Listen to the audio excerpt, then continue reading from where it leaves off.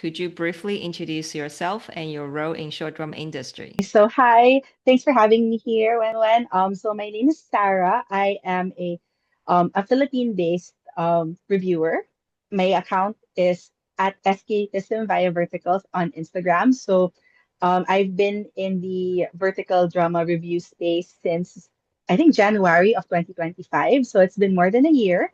Aside from being a reviewer, I'm also trying to work closely with Philippine-based vertical drama apps to really build a community here in the Philippines, as well as with international vertical drama reviewers like myself to really we have this group called Vertical View Crew. I think you've interviewed Megan. She's the one with the brainchild that brought us all together. So we really try to organize ourselves in a way that, kind of we try to really find places for space and dialogue in the vertical community. How did you get into vertical dramas? It really started out with me being a very curious person. I saw the Facebook ads that were coming out. I think there came a time that the ads were like 10, 15 minutes long, and the start of the story was really very eye-catching. So I end up watching it till the end, and then I really want to know what happens next. So I download the apps. And I think I started out with one app, and then it has grown to around 30 apps on my phone and several other apps that I've had on my phone and then deleted afterwards. It started out from ads on social media and then really just grew into me getting more and more into the main source, which is the app. You just mentioned about 10 to 15 long ads. How could it be ads are so long? That was my question also. That's why I got so curious about it because how is there a video that is 10, 15 minutes long that is an ad for an app? And so I think that is something that I really don't know the answer to.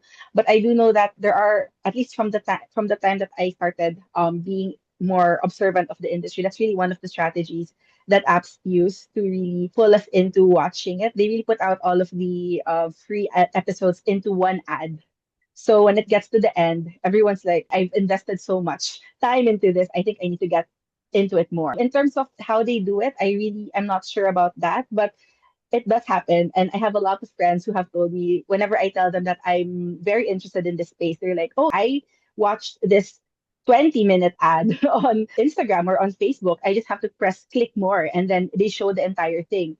And then I ended up buying coins or a subscription just to complete it. So it's a thing. It does happen a lot. I don't know how they do it, but they manage to. Because I just interviewed Social Patterns CMO.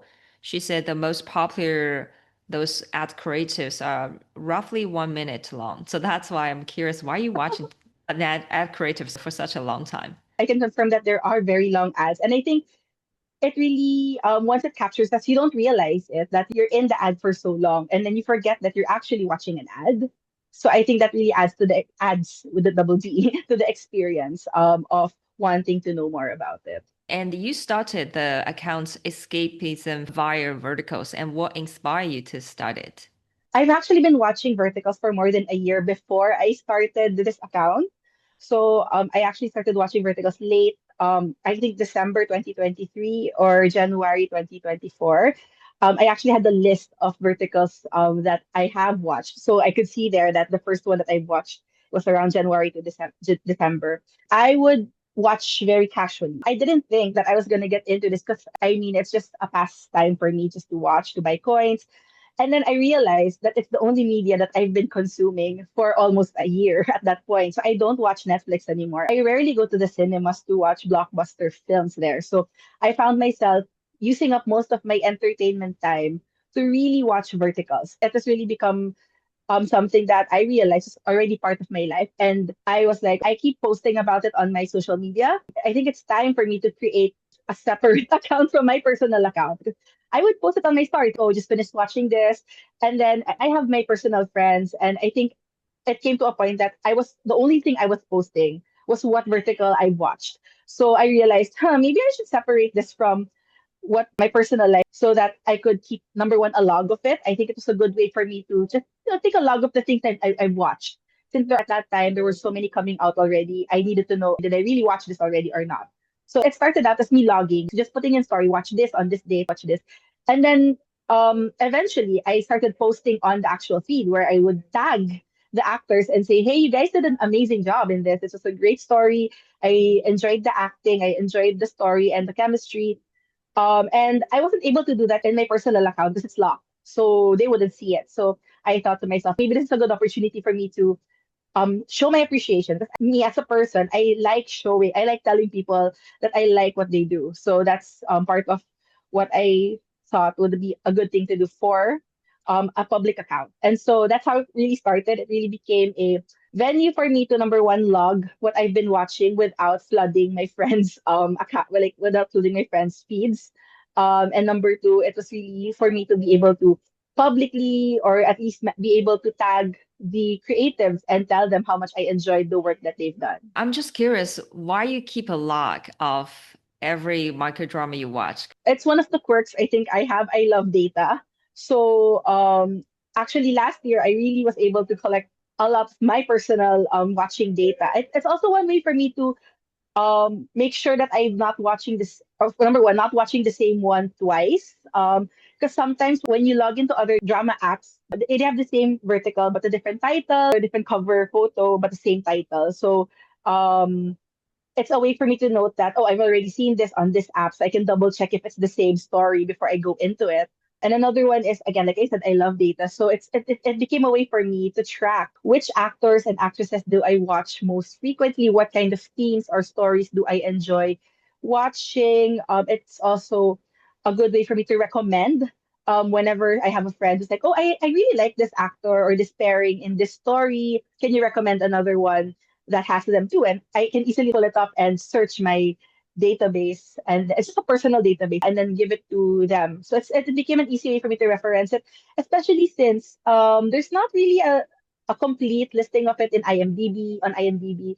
Sometimes it's not complete there, or sometimes the IMDb doesn't have who the lead actor or actress is, and sometimes I want to refer to that, who was the lead actor of this story. So I also include that. So my database actually includes, it's just a person for my personal reference, just the name of the vertical, alternate names if it has, and then what app I watched it in, the name of the actress, and sometimes, if available, I have the director's name as well.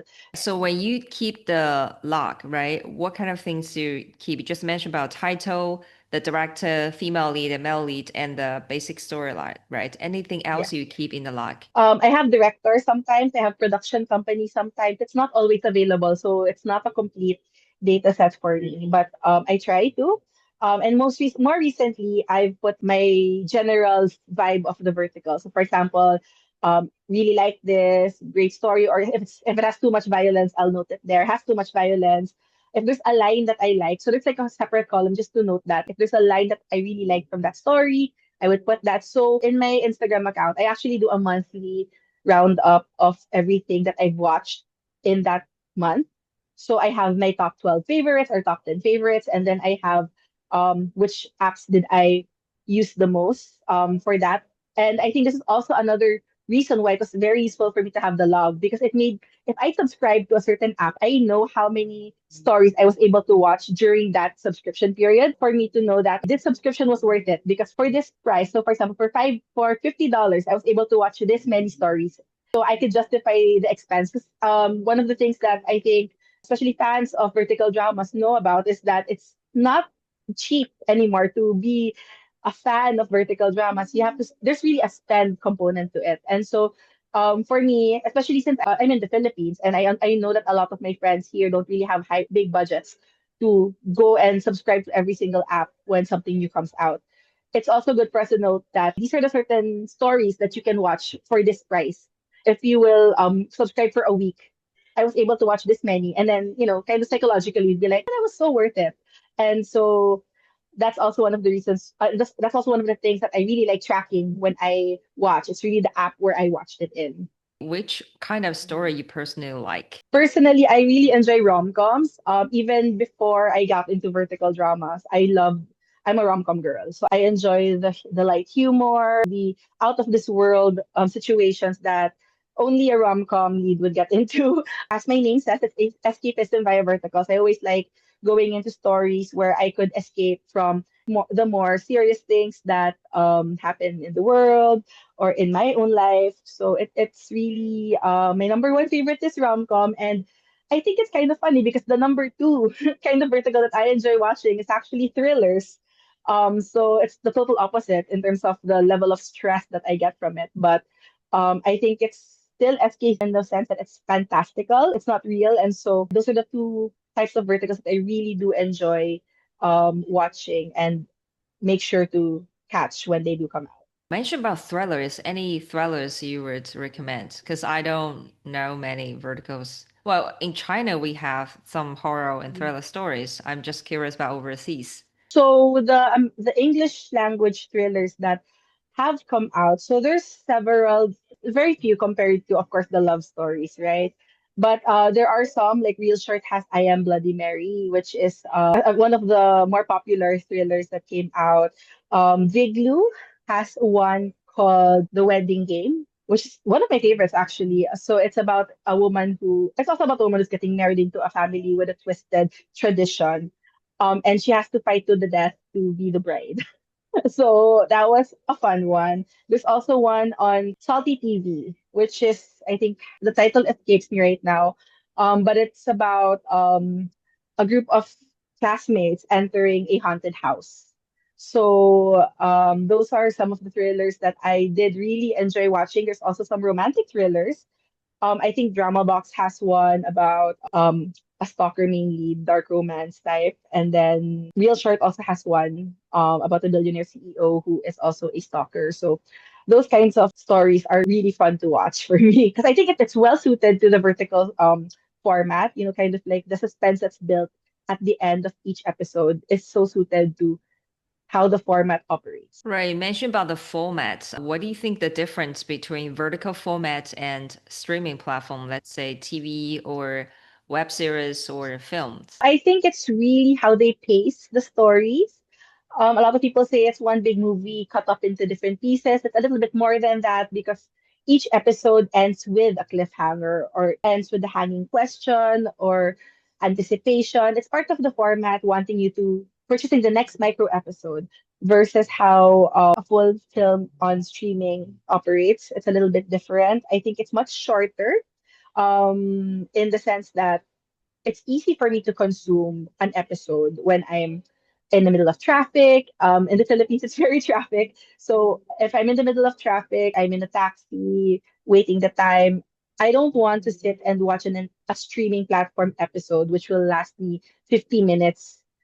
I'd rather watch 2 minute episodes on something. So just to pass the time. So I think that's really the difference there. The time that people think they commit to watching a short drama episode is much lower. So it's easier to get into it versus having to mentally prepare to consume an entire 40, 50-minute episode on a traditional streaming platform. And what kind of apps you are your favorites? There are top favorite apps. My top favorite apps in terms of the number of times I watch in the app, in terms of the quantity of watching, it's really Drama Box. I watch so much on Drama Box, and I like that they have features that make it easier for me to watch when I'm doing other things. It has the picture in picture setting where you're able to multitask while watching. For example, if I'm navigating my friend who's driving, and then I want to also watch a show, I can have it in picture. And then in terms of content, I really enjoy what Candy Jar puts out. I like what Drama Pops puts out. These are really great shows. I think other apps are also stepping up in terms of the type of content that they are putting out. I think Salty TV has been great in releasing stories. Drama Wave has been great as well. So I think those are five. Flare Flow also has been releasing very good stories that I've been enjoying. I think in terms of experimenting on stories, I think Viglu has also been great in introducing new types of stories. I think I don't have a singularly favorite app because it really depends on what I'm looking for. I was thinking about branding for each apps. So let's say if those apps are the real person in front of you, how will you describe your different favorite apps? I think if I would describe someone like Drama Box, it would be a jack of all trades. Everything is in it. I think all of their features are great. I think they have a huge collection of verticals in them, even from other apps. I think they have been adding a lot of what used to be exclusive stories from other apps into their catalog. That has been great. So if you want to just recommend one app that has a lot of content, I think that would be Drama Box. But if you want to go into content that is a little quirky or is a little bit experimental and who want like who, risk taking stories, I would say that would be Drama Pops or Vglue or even Salty TV. So those are a bit of the risk takers of an app. And then I guess What kind of stories you don't like? personally, I am not a big fan of those that have heavy violence stories, things that put women in cages, kind of. That's just weird. I think maybe there's an audience for that, but it's not me. But those that I think that there are violent themes that, when handled well, actually fit the story. I'm not saying that there should be 0% violence completely in all verticals. I think that there's a way to handle it. There's a way to handle certain themes in stories. If it's just something that uses violence for shock value, ends every episode with a violence scene. I'm not a huge fan of step sibling stories. I think again there's an audience for that and there's a handling for that, but it's not me. So those types of stories make me uncomfortable. But again, I have friends who do enjoy the handlings of those stories. It's just not for me. You also have a lot of followers in your accounts. So have you discussed any stories that they don't like? I interview many creators all over the world. So one of the issue they mention is they don't like those violence, as you said. So I'm just curious, is anything in common that your followers don't like? What I noticed is everyone that I have talked to, we don't like aside from the violence very specifically, they don't like verticals that actually have violence that explicitly violent scenes against animals. I have a group of reviewers. Whenever I would see a scene in that vertical that I noticed that they're killing an animal or like, sorry for the word, but like they're abusing an animal. I send it to them and say, don't, so be careful because they actually kill a dog or a cat in this story. And then immediately people would be like, I'm not watching that. I'm skipping that. Um, it's something that I've also seen other people post about. Why are you drowning a dog? Why are you beating up a dog? Or why are you throwing a cat into the trash or dropping them from a high-story building? One of the times that that did happen, there were behind the scenes photos of the actors with this very cute dog. And I was like, oh, I'm so excited for this vertical.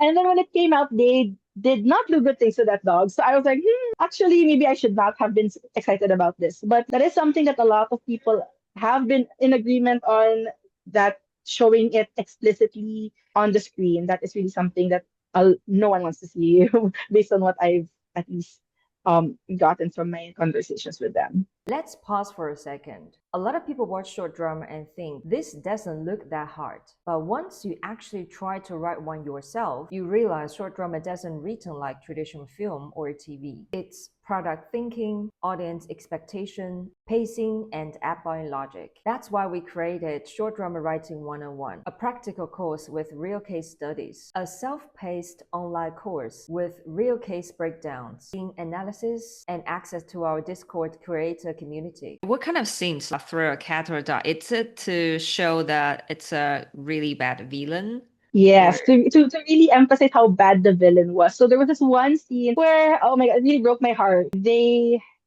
beat this dog to death. And then they even put in audio of it whimpering to its last breath. And that was just so terrifying for me because I have two dogs. And when my dogs cry, my heart breaks already. So just to hear like that on a vertical, which is also terrifying in the sense that when you watch verticals, it's so close up. You watch on your phone because it's small. So usually your screen is here to your face. And then you see a scene like that happening, it amplifies that. And that's the kind of scene. I've seen one where a dog was tied or trapped in a dog house and then thrown into the pool to drown. Kind of those kinds of scenes that I wish they didn't include. I feel like the story could have progressed without that. I think the villain is terrible enough for that. So those are the kinds of scenes that I've seen that I wish I didn't. If enough people speak up on it, maybe they'll tone it down a bit. About your followers, so where are you mentioned about your followers from all over the world? Do you notice any differences in audience preference? What I noticed was the preferences weren't really geographic. So I have followers from Asia who have higher tolerance for things like slaps. So coming from the Philippines, are we have we also have a lot of, I guess, people who enjoy watching teledramas, telenovelas, similar to the Latin American countries, where there's a lot of slaps, a lot of melodrama, a lot of those crazy out of this world type of soap opera scenes. So I think when one of the viewers is a fan of that, it's easier for them to consume content that has a lot of slaps as well. But then again, there are also Filipinos who don't like those kinds of scenes, and I think and share the same view of not wanting to see any slaps in a story. I don't think it's geographic, but I do think that there are varying levels of tolerance when it comes to those kinds of scenes that we see a lot of people disagree with. So Will you watch a short drama because of an actor? If so, why is that? there are some actors who I trust in terms of their choices of stories. These are stories that I feel they will do justice to a certain role, especially when the topic is very serious. So if there's a very serious topic, for example, domestic abuse or sexual violence in as a central theme of the storyline, it's very important for me to go into it knowing that I can trust how the actors are going to handle it. If it's a romantic comedy, if it's something like for laughs or for passing the time, I don't mind. I don't really have a preference on who the actor is. But when it comes to more serious stories, I do have certain actors who I would trust in the sense that I wouldn't hesitate to watch the story, knowing that these actors are able to really handle those very serious characters with care. So I think that the being selective when it comes to actors is just really more applicable when I watch the serious stories versus the comedic ones, which I'm okay. It's a great way for me to discover new actors also. I don't really discriminate based on actors when it comes to the fun, the crazy type of stories. You just organized an event, as I saw it from the photo. The event that we held, well, a few days before I recorded this, it's with a Philippine microdrama app. So they are one of the first players here in the Philippines that has been homegrown. So the app has really been built and it has been built by Filipinos and the stories are being written by Filipinos as well. So they really want to get to know the community. They reached out to me to help in terms of bringing together the different viewers of microdramas in the Philippines because there's really no organized group of that. Anyone can be watching, right? I noticed that there are a lot of creators who are actually from the Philippines. And I think this is because the Philippines really does have a very strong fan culture. If you're a singer and you think you're an obscure singer, you will have a fan base here in the Philippines. Even if it's just 100 people, 300 people, you will have a fan base. They will go to your concert, they will go to your mall tour, even if you're a small artist. And so what I realized, a lot of fan pages for Western actors in verticals are actually being managed by Filipinos. And the reason we wanted to do this is we wanted to know, why are you supportive of this actor in this space? When they do create more content, it's kind of at the back of their minds. This is what the fans of the West of these actors or these fan pages or these reviewers, this is what they say they enjoy watching, or this is why they're watching. And it was the easiest way to gather people rather than an open invite where you ask everyone to just come in and watch. So this is just the first step. Of course, you want to get to know more people from the community. I think it's really great that they're being engaged. I think any app that has been engaging reviewers, fans, they're really apps that I can trust because it goes beyond just the numbers, just the views, but really creating this loyal base of viewers who will also spread the word with their friends. So I think that is one of the things that was on our minds when we created this event. So we brought them together, around 14 of us. There were 14 of us, including representatives from the app. And it was just a very small gathering of sharing insights, asking about the icebreaker question was, if you were a vertical, what would your genre be? And then people were explaining that. So this is the kind of genre that I like because, or this is the genre I'd be if I were a vertical. And it was a really interesting way to get to know people in the same space. Eventually, we'd love to like host creatives here. We'd like to invite you to be here for like, a forum or some big event, something like the LA vertical market that you have in the US, something like that, in a global scale to come to the Philippines. Because there are a lot of fans here. We just don't know where they are. And for us to be able to show force and to invite you guys, we really need to organize ourselves. It's much harder for us to invite all of you because unlike, for example, in LA, you're all just there. There's a lot of other things, logistics considerations to invite just one actor to come here to the Philippines. So hopefully through this initiative, we'll be able to forge more partnerships, be able to invite more creatives to come to the Philippines, visit us. If you saw, I don't know if you've seen the data that I included in my post. The Philippines was number six in top app downloaders based on the data there. How do you define short drama and what is the essence or core of short drama? The essence of it is really escapism. It's really fast paced. It's really short escapes from reality. I think short dramas are really defined by its ability to be an easy distraction in terms of what's happening in the reality. One of the reasons I've started really liking short form content or short drama content versus traditional mainstream media is because the level of commitment and emotional attachment that I put into short dramas is less. And so if a TV show that does well, it goes well, it runs for a really long time, and then it suddenly has a decision to make it goes a wrong turn that I don't like. I've committed 24 episodes of 1 hour each to this show. And now you're telling me that I don't like it anymore. So versus a short drama, which has what, 2 minute, 3 minute episodes. If I don't like it, I only spent 2 minutes on that. And I can move on easily. So I think that is really one major selling point for me. I do still love a lot of characters. I still come back to a lot of them when I have my favorites. I have stories that I still come back to or rewatch because it's easy. It's easy to rewatch. It's short. It's easy to come back to. And so basically, at the essence of it, I really think it's escape. It's really escape and having a safe type of content to go to that won't take too much time, too much of your time. And I know you recently wrote your first short drama script. If you would like to share with us, what motivated you to start writing and what kind of story did you choose? So since I like rom-coms, it's a rom-com. I do think a lot of the reasons, okay, while watching Verticals, since it's very short, I usually end up thinking what's gonna happen next, and then it doesn't happen. So I have this like log, it's just a small journal of things that, oh, in this story I wish this happened instead.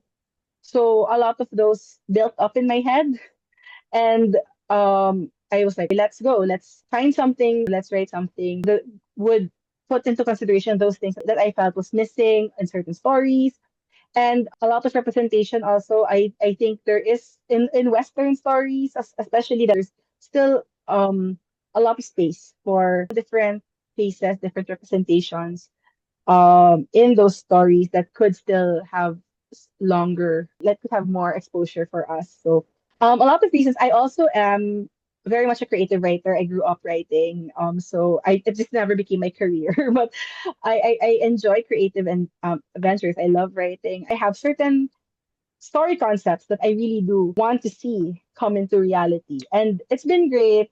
I've gotten to talk to a lot of industry people, even the actors, the actresses, other writers in the space. They've been great in giving feedback and in giving advice for that. What kind of characters that you write you think it's not usually you can see from the short dramas? Sure. Well, there has been some plus size stories already, but I think not enough. So as someone who has grown up as a plus size girl and still am, it's kind of very disappointing to see the direction of most stories that are plus size centric. A lot of them are plus size women who magically become thin because they take a magic drug.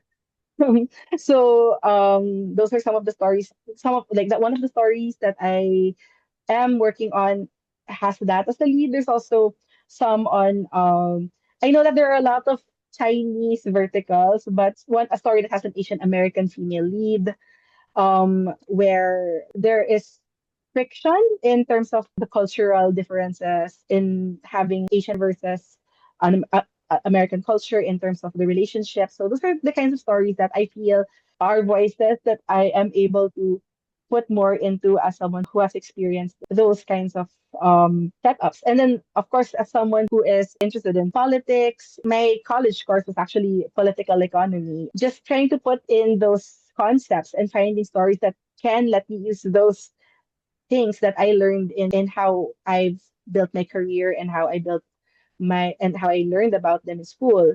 Did watching so many microdramas help you start your writing? I think in a way that it helped me know how to end episodes and knowing the pacing of how an episode would go. I can't write a very long episode. This scene is going on for so long. I don't think I would like this if I was the viewer. Oh, it starts with this kind of scene. I don't think I would watch if it ends that way. So it has been helpful as a viewer of so many vertical dramas already. Is your story influenced by some verticals that you watch, or Definitely there are influences in stories that I've seen also. I think it's one of the things that I do acknowledge about verticals is that there really is a formula. There really are certain elements, certain tropes, or certain scenes that people enjoy seeing in the story. And I don't mean the violence or the banquets, but certain small scenes that people like to that make people keep watching. And that's me too. There are certain scenes like I love umbrella scenes. I love seeing scenes where the guy comes in with an umbrella for the girl. It's such a simple scene, but I love those.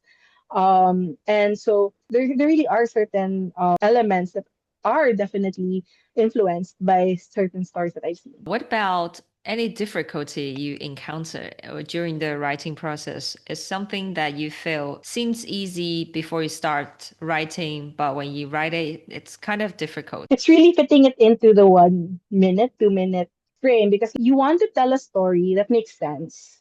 But at the same time, the time span is so short and there's so many things that could happen. And it becomes difficult to avoid over explaining it. And there are, so the thing is with verticals, what I like about it is it's both also catchy when you watch. It's not just the action or the words that they say, but also the scene itself, how it's composed. And so those are things that need to be considered. Like, okay, when I close my eyes and I imagine this scene, what are people doing? And since there's so little time, you really have to choose, okay, like this cannot be included because there's no more time to pan to that person for the reaction, or there's no more time for this person to say this. You need to have it shown in the video or in your script without words so that it could fit in that time frame, because once it gets too long it's too dragging. And as a viewer, I don't like dragging scenes because I would skip that if it becomes too long. I'll go to the next episode anyway. It's just 1 minute that I will miss. So those are considerations that, oh, this is kind of, finding the perfect balance. Even till now, the scenes that I've written down in an episode, I'm not sure if that would actually fit in 1 minute, because I wish I could film it right now, kind of those kinds of things. I wish I could film it so I know it will fit. But unfortunately, I just have to trust that it will. Even I think sometimes I get surprised when I hear about certain scenes being 70 pages long. And I'd be like, so those are several episodes, right? How many episodes are in those 70 pages? A banquet scene being 100-page long. Banquet scene, how did it reach 100 pages? And those are questions that I always ask. That's really the main challenge for me, really just trying to fit it in, squeeze it into the time frame that is the perfect sweet spot. So did writing your first script change the way you watch short dramas? I think not so much in terms of watching it, but in the sense of looking at how much is in one episode, I tend to be more conscious about that. Like, oh, okay, so this much can happen in one episode. But in terms of what watching or choosing, not really. I think I still watch the same way. I still enjoy watching yeah, the same way as I used to, even before writing. So as a woman in short drama space, do you feel there are some advantages or challenges you experience? From the reviewer side, I think it's mostly women, mostly dominated by women in terms of the people or the accounts that are louder in the space. I think we're most, but as a consumer of the content, I do notice that women often are the ones who are more targets of abuse of scenes that I do not enjoy watching. And sometimes it makes you wonder, who is this being made for? Because as a woman watching these shows, you'd wonder like, okay, who enjoys this? Who likes seeing women being put in this kind of situation? It makes you question that. Why is this here? As in this, at least in the space where I am, where there are a lot of different nationalities also speaking on it, you'd be like, no, I have not seen someone who is actively looking for these kinds of scenes. And so that's one. I guess as someone who is more of an observer, I don't really know the experience of being a woman in the industry as an actress or as someone in those shows, but I can imagine how difficult it is for them to be acting these scenes out and to see themselves when they watch it, to see themselves in those kinds of scenes. I think that that makes it a bit difficult for me to watch, and I can't imagine how difficult it is for them to see themselves doing that. That's number one. And I do hear a lot of stories about how, for example, there really is still an imbalance of pay, of treatment. For example, a male lead could just be in their suit and be kind of sweet, and then that's it for them. I mean, I'm sure yes, there are a lot of stories where the male lead does a lot as well, but then you see the female lead going through an entire circus of things to her, and still getting second recognition or lower pay. So I think those are things that I've been hearing from the industry. I think you'd have better sources on that than me. But I have been seeing that going around on articles. It's rare that you find a woman who is able to power through a male part without a male lead. There have been stories now where it's male led, so there's a male lead going through the same story as a female lead would for that type of plot, except he doesn't need a female to save him or a female lead save him or a romantic lead to save him from that situation. And I've said this publicly as well. Why can't we have a similar setup for female leads who go through these crazy abusive situations without having to come out and get saved by a male lead? I think those are still some of the imbalances that we see for women roles, for women characters. Character design or the female character design can be improved. As you said, should be more independent women, right? I think I totally understand. And I also love it when a woman is saved or swept off her feet, even as a strong, confident woman in the show. But it gets to a point when can a woman do this on her own? Why does she need the backing of a rich CEO to do it? Why does she need the rich CEO to come in and save her in the final scenes? Or why does she need a guy or a male character? It's fine if you see out of 10 stories, 10 of those are the same. It would be nice if maybe two or three of those can have a female lead who can get through it on her own. It gets disappointing at times because, for example, you'd see there's a specific story type where there are three women who are trying to get revenge from um on a man betrayed the wife. And these are three women teaming together, thinking of how they could pull the guy to his downfall. And then in the final scene, you have the woman like discovering, oh, it's another guy who will save me. And it's just a bit hopeful, like that they could just end that it's just them, kind of just the women. But I guess we're still at this point where a lot of people are looking for their white knights for their characters. And I do know that a lot of fans get disappointed when there isn't a white knight at the end. I have this fun habit when an app allows comments on their platform. There are some apps which allow chats in their shows. So every episode would have a chat box. I read through the ending and I'm like, there was this one show, I really loved the ending because the girl left her abusive husband. And then there would be comments like, why did she leave him? He showed that he loved her. And I'm just like, please leave. So there are still people who do like that. So I get why they keep doing it. But it would be nice to have stories where women characters can handle their own without having to rely on getting saved in any form, saved emotionally, saved financially, saved physically by a man. And how do you see AI? Because AI motion comics is booming in China. So we'll probably see a lot of AI motion comics exported overseas. So how do you see AI is gonna replace the real actors? How it's influence the microdrama industry? So I accidentally watched AI shows from time to time because the poster looks like it's a normal vertical, and then when you open it, it's actually AI characters being the lead and all. I think it's gonna be a while before they replace actors. There really is a different sense of connection when it's a real person doing or starring or acting in those roles. It's still very different to see actors who we know be in those roles. I think a large, and your question earlier also goes back to this, but I think that a large part of why some verticals are more successful than others is because of their lead characters. And I don't think AI can replace that emotional attachment that some fans have with their favorite actors.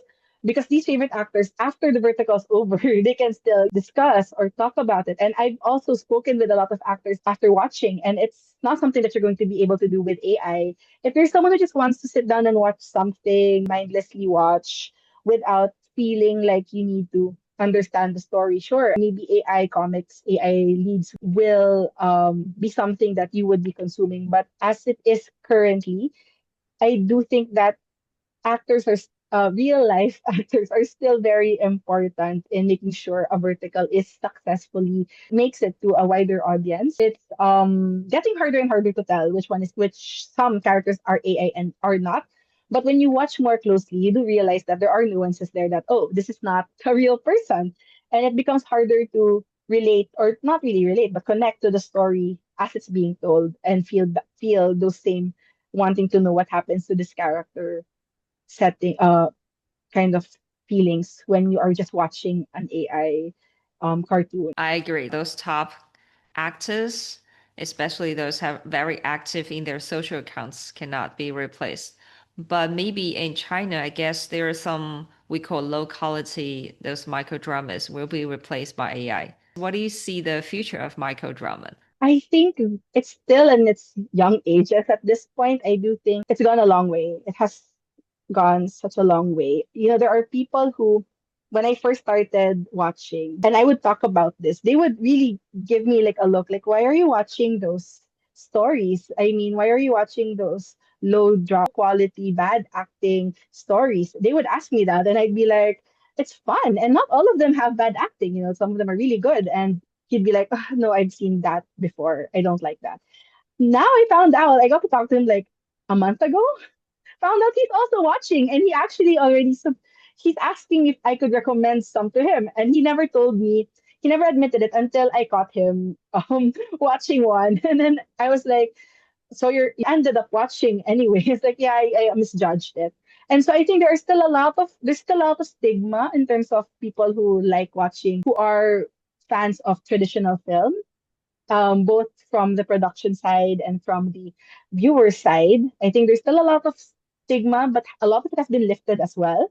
There have been a lot of great stories coming out. I think a lot of people are still learning. You can see, I mean, you definitely would know more about this because I know that you talk in a lot of international conferences about the growth of vertical dramas, but here, even in the Philippines, it's still something that people need to get used to. I think a lot of people don't know that they're watching a vertical drama because we don't, and I raised this also in our first interview. I don't think there's a name that everyone agrees to call it yet. So I think maybe once we finally agree on what to call this, or what a name for it, an internationally recognized or widely recognized name for this, then I could say it's a little bit more mature. But at the point that we are now, people don't know that they're consuming vertical content yet. And I think that is a big sign of how there's still so much growth that the vertical drama industry, the microdrama industry can go through in terms of creating an identity for itself.